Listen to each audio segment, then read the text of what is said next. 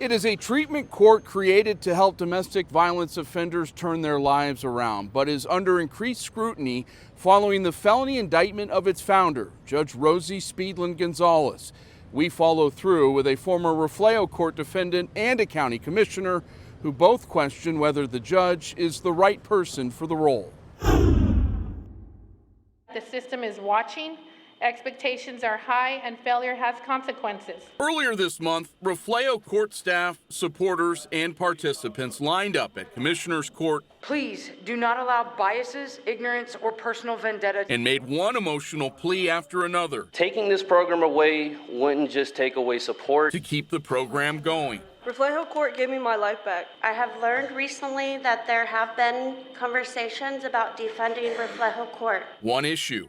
The court was not on the chopping block. This is not an attempt to defund the program. I encourage you to continue to be civically engaged, but you also need to educate yourselves. Commissioners had instead intended to briefly discuss the court's application for additional funding from the state. I think there was some confusion about what was actually on the agenda. Precinct 3 Commissioner Grant Moody, himself a self-proclaimed avid supporter of the county's specialty courts, said maybe now is the right time for reflection. Clearly there's been a lot of troubling reports, the indictments concerning, and lots of questions about judicial temperament from Judge Gonzalez. Judge Rosie Speedland Gonzalez was indicted January 29th on charges of unlawful restraint by a judge and official oppression, then suspended by the state from hearing cases a week later. All this, weeks after KSAT Investigates exposed the 2024 incident in the judge's court in which she ordered this attorney to be handcuffed and kept in a jury box. I'm going to say this to you and my friends here today. I am innocent of all charges. Speedland Gonzalez addressed her legal issues at a gathering of fellow Democratic candidates earlier this month in footage posted to social media by a supporter, then later deleted after it gained traction online and was widely shared throughout the courthouse. She preyed on emotions. Priscilla Sayon was a Reflejo Court defendant before leaving the program last May.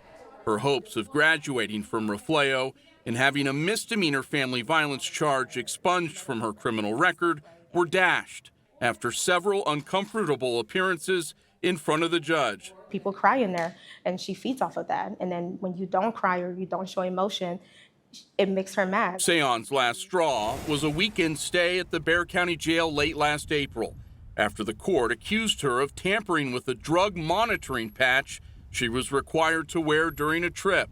Sayon said the patch wasn't tampered with, but just covered in sweat while she vacationed in Hawaii. When I was in jail for that weekend, the only thing I could think about was this is just not for me. A second Reflejo defendant told KSAT she dropped out after Speedland Gonzalez told her the program was more important than her children or her job, while a current participant said she was forced to admit she's an addict in court, even though she's never abused drugs or alcohol. Reports from the Texas Department of Criminal Justice have for years described Reflejo as falling short of expectations. A court that projects to serve 100 participants a year has accomplished just a fraction of that, data shows. An issue court staff blamed on the local criminal justice system not being familiar with the program. Reflejo Court? Reflejo Court? Reflejo Court. This despite extensive media coverage of the court since its creation in 2020. Neither Speedland Gonzalez nor her criminal defense attorney responded to requests for comment from KSAT for this story. County Court at Law 4 Judge Alfredo Jimenez is currently presiding over the Reflejo docket, while a rotation of visiting judges are handling cases in Speedland Gonzalez's primary court, County Court 13. Her suspension remains in place until she's acquitted, the charges are dismissed, or until the commission issues a new order. Dylan Collier, KSAT Investigates.